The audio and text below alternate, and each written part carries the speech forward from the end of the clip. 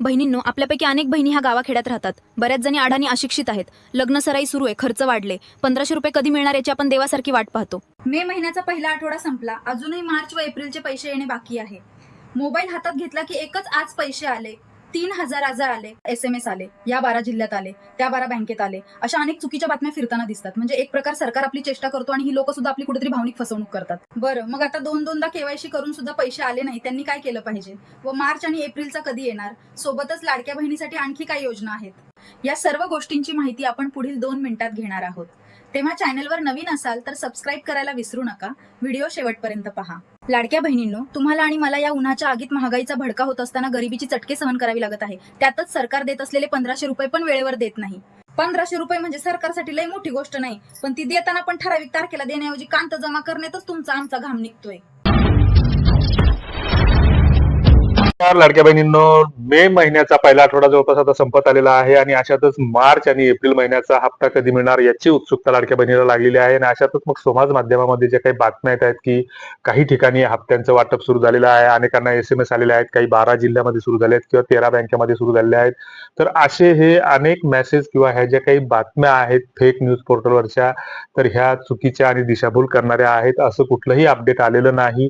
याबाबतची नेमकी तारीख कुठली आहे किंवा नेमके कुठल्या तारखेला पैसे जमा होणार आहेत याबाबतचीच माहिती आपण पुढच्या एका मिनिटामध्ये घेणार आहोत. तेव्हा या चॅनलवर जर तुम्ही पहिल्यांदाच आले असाल, नवीन असाल, सबस्क्राईब केलं नसेल तर सबस्क्राईब करायला विसरू नका. आणि तुमच्या जे काही फीडबॅक असतील, कुणाला हप्ता मिळाला नाही मिळाला, तर ते कॉमेंट बॉक्समध्ये तुमच्या जिल्ह्याचं नाव लिहायला विसरू नका. आणि दुसरीकडे सगळ्यात महत्वाची गोष्ट म्हणजे 30 एप्रिल ही लाडक्या बहिणीची eKYC ची अंतिम मुदत दिली होती. यापूर्वी अनेक वेळा मुदतवाढ सरकारकडून देण्यात आलेली होती, मात्र लाडक्या बहिणींनी सातत्यानं प्रयत्न करूनही किंवा ज्यांचे 2-2 वेळा KYC करूनही त्यांचे पैसे आलेले नाहीत किंवा ज्यांनी KYC साठी प्रयत्न केला तर तुमचा आधार क्रमांक eKYC च्या दुरुस्ती यादीत नाही, त्यांचे पैसे नेमके कशामुळे थांबलेले आहेत, तर याचं कारण जाणून घेण्याचा अधिकार हा प्रत्येक लाभार्थ्याला असतो. तो घटनादत्त अधिकार आहे. तर सरकारनं तसं कळवलं पाहिजे. मात्र सरकारची जी काही अधिकारी आहेत तर त्यांच्याकडून सांगितलं जातं की तुम्हाला जिल्हाधिकारी कार्यालयात जावं लागेल, तर हे कुठेतरी चुकीचं आहे. आणि मग याच्यासाठी काय करायचं याबाबतची माहिती सुद्धा आपण पुढच्या एका मिनिटामध्ये घेणार आहोत.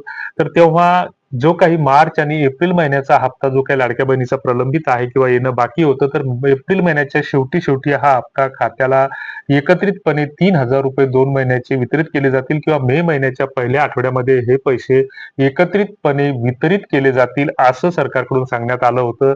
मात्र लाडक्या बहिणीची जी काही 30 एप्रिलची KYC ची जी काही अंतिम मुदत होती, तर सूत्राकडून जी काही सांगितलं जातं की जी काही किती बहिणी बाद झाल्या याबाबतची पडताळणी सुरू असल्याचं सांगितलं जात आहे.